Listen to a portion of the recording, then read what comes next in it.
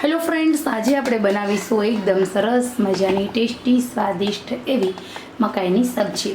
ખરેખર આ રીતે જો તમે સબ્જી બનાવશો અને આ સબ્જીમાં મેં જે ગ્રેવી બનાવી છે એ ગ્રેવી બનાવશો તો કોઈપણ પ્રકારની મહેનત વગર આ સબ્જીની તૈયાર કરેલી ગ્રેવી તમે 50 જેટલી અલગ અલગ પંજાબી ડિફરન્ટ સબ્જીમાં આ ગ્રેવીનો ઉપયોગ કરી શકો છો અને સાથે ઘરે બહાર કરતાં પણ વધારે ટેસ્ટી હોટલ જેવી પંજાબી સબ્જીની ગ્રેવી ઘરે રેડી કરી શકો છો.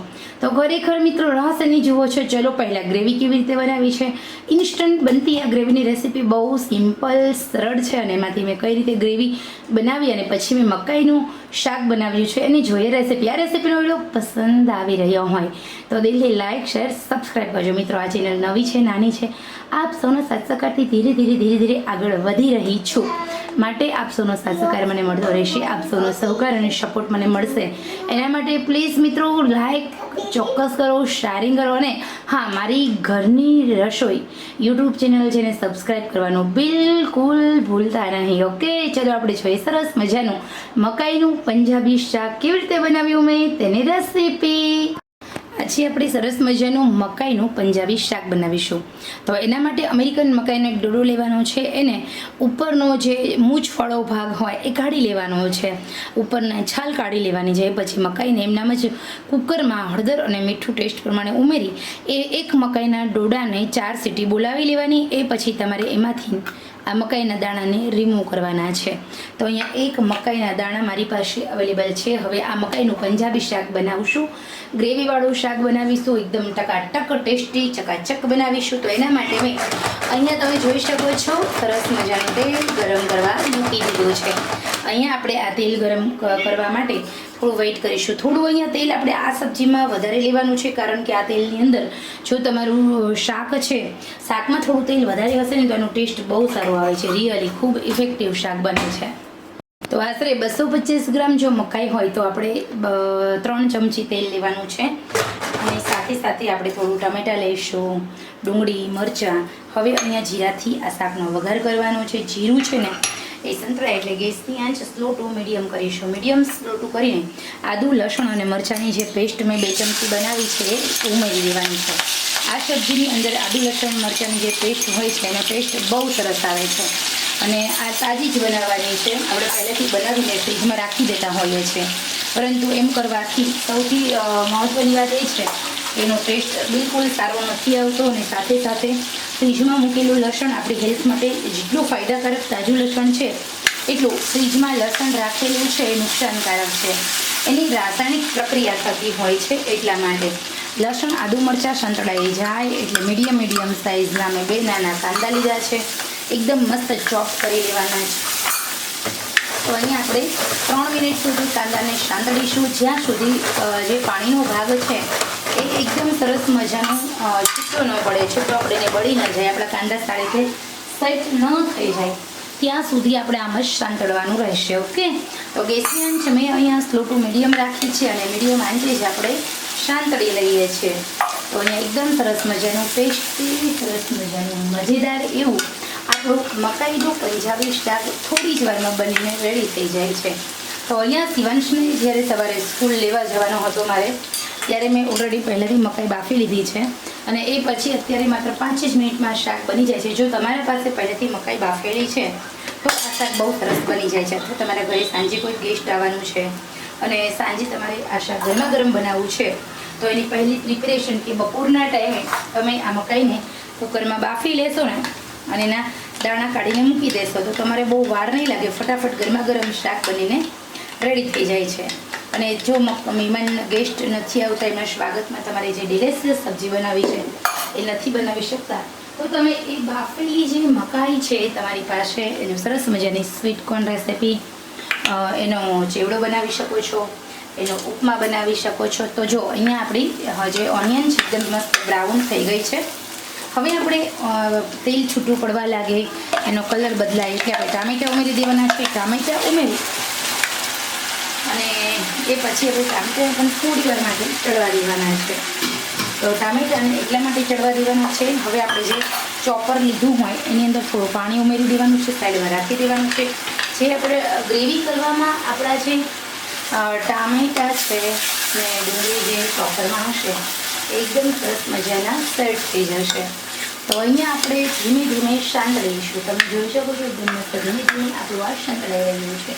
તો આજે આપણે 3 થી 4 મિનિટ સુધી સાંતળેલું એમ જ રાખવાનું છે, કારણ કે 3 થી 4 મિનિટ સાંતળેલું રાખવાથી તમે જોઈ શકો છો કે 3 થી 4 મિનિટ ઓછામાં ઓછી સંતળાશે એટલે જે ટામેટાં છે એ ટામેટાં સારી રીતે એકદમ મેલ્ટ થઈ જશે, ચડી જશે, કાચા નહીં રહે, ટ્રાન્સપરન્ટ થઈ જાય છે.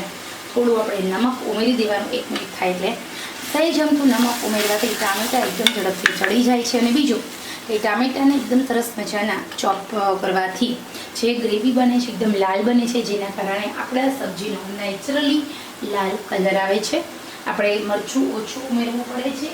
તો હવે અહીંયા એકદમ સરસ રીતે આપણી જે સબ્જી છે એ સંતળાઈ રહી છે, જે ગ્રેવી બની રહી છે. તો સ્ટેપ બાય સ્ટેપ ફોલો કરી જો તમે આવી રીતે આ શાક બનાવશો તો બહુ સરસ બનશે. ઉતાવળ બિલકુલ કરવાની નથી. તમારે પર્ટિક્યુલર આ જે સબ્જી બને છે એને તમારે ફરજિયાત સંતળવાની છે. ટામેટાં ચડે પછી જ ઓનિયન ઉમેરવાની છે. લસણ પ્રોપર સંતળાઈ 1 મિનિટ સુધી 30 સેકન્ડથી 40 સેકન્ડ સુધી લસણ સંતળાય પછી જ ઓનિયન એડ કરવાની છે. ઓનિયન ફરજિયાત 3 થી 4 મિનિટ સંતળવા દેવાની છે અને એ પછી જ તમારે ટામેટાં એડ કરવાના છે. જો સ્ટેપ બાય સ્ટેપ ધીમે ધીમે શાંતિથી આવી રીતે તમે આ બધી જ વસ્તુ ફોલો કરશો તો તમારી સબ્જી રેસ્ટોરન્ટમાં જે ગ્રેવી હોય છે એ રેસ્ટોરન્ટની ગ્રેવી કરતાં પણ વધારે સારી આ સબ્જી બનીને રેડી થઈ જાય છે. તો હવે અહીંયા આપણે કશું જ કરવાનું નથી. આપણે માત્ર ને માત્ર સાંતળી લેવાનું છે અને આ જ રીતે આપણે ટામેટાને ચડવા દેવાના રહેશે. તો હવે સૌથી પહેલાં મસાલો કરીએ. નમક એડ કરવાનું છે. નમક મકાઈ બાફતી વખતે ઉમેર્યું હોય એટલે આપણે એ રીતે એડ કરવાનું રહેશે. સાથે સાથે હવે કશ્મીરી લાલ મરચું અને રેશમ પટ્ટો લાલ મરચું તમે તમારા ટેસ્ટ અકોર્ડિંગ એડ કરજો. થોડું ઊંટું કાચું જીરું એડ કરજો અને સાથે સાથે ગરમ મસાલામાં જે પંજાબી સબ્જીનો ગરમ મસાલો હોય છે એ ઉમેરી દેવાનો અને હલાવી લેવાનો. અને હવે આપણે કાચું જીરું એડ કર્યું મેં અને માત્ર ને માત્ર 2 મિનિટ સુધી આપણે ફરી ગ્રેવીને આ જે ગ્રેવી આપણે બનાવી છે એને સાંતળવા દેવાની છે. આ એક ગ્રેવી છે એમાંથી આ જ ગ્રેવી આ જ રીતે તૈયાર કરી તમે ઇન્સ્ટન્ટલી 50 જાતના પંજાબી શાક બનાવી શકો છો. હવે આ ગ્રેવી છે એનો ટેસ્ટ બેલેન્સ કરવા માટે આપણે એમાં થોડું પાણી ઉમેરવાનું છે. પાણી અહીંયા અડધો ગ્લાસ ઉમેરી દેવાનું છે.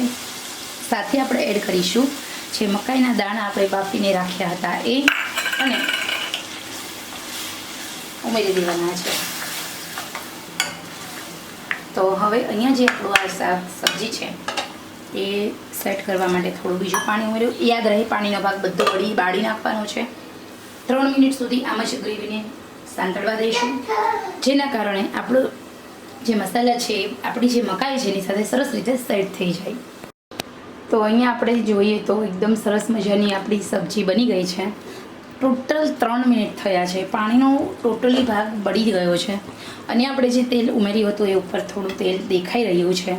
તો હવે આપણે આ સબ્જીને હલાવીશું. તો અહીંયા એકદમ સરસ મજાની બનીને રેડી છે આપણી મકાઈની એકદમ સરસ મજાની ટેસ્ટી સ્વાદિષ્ટ એવી સબ્જી. તો ખરેખર આ સબ્જી બહુ ટેસ્ટી છે, એકવાર ચોક્કસ બનાવજો. હેલો ફ્રેન્ડ્સ, આજે આપણે બનાવીશું એકદમ સરસ મજાની ટેસ્ટી સ્વાદિષ્ટ એવી મકાઈની સબ્જી. ખરેખર આ રીતે જો તમે સબ્જી બનાવશો અને આ સબ્જીમાં મેં જે ગ્રેવી બનાવી છે એ ગ્રેવી બનાવશો તો કોઈ પણ પ્રકારની મહેનત વગર આ સબ્જીની તૈયાર કરેલી ગ્રેવી તમે 50 જેટલી અલગ અલગ પંજાબી ડિફરન્ટ સબ્જીમાં આ ગ્રેવીનો ઉપયોગ કરી શકો છો અને સાથે ઘરે બહાર કરતાં પણ વધારે ટેસ્ટી હોટલ જેવી પંજાબી સબ્જીની ગ્રેવી ઘરે રેડી કરી શકો છો. તો ખરેખર મિત્રો રહસ્યની જુઓ છો. ચલો પહેલાં ગ્રેવી કેવી રીતે બનાવી છે. ઇન્સ્ટન્ટ બનતી આ ગ્રેવીની રેસીપી બહુ સિમ્પલ સરળ છે અને એમાંથી મેં કઈ રીતે ગ્રેવી બનાવી અને પછી મેં મકાઈનું શાક બનાવ્યું છે એની જોઈએ રેસીપી. આ રેસીપીનો વિડીયો પસંદ આવી રહ્યો હોય તો દિલથી લાઇક શેર સબસ્ક્રાઈબ કરજો. મિત્રો આ ચેનલ નવી છે, નાની છે, આપ સૌનો સાથ સહકારથી ધીરે ધીરે આગળ વધી રહી છું. માટે આપ સૌનો સાથ સહકાર મને મળતો રહેશે. આપ સૌનો સહકાર અને અને સપોર્ટ મને મળશે. એના માટે પ્લીઝ મિત્રો લાઈક ચોક્કસ કરો, શેરિંગ કરો અને હા, મારી ઘરની રસોઈ યુટ્યુબ ચેનલ છે એને સબસ્ક્રાઈબ કરવાનું બિલકુલ ભૂલતા નહીં. ઓકે, ચલો આપણે જોઈએ સરસ મજાનું મકાઈનું પંજાબી શાક કેવી રીતે બનાવ્યું મેં તેની રેસીપી.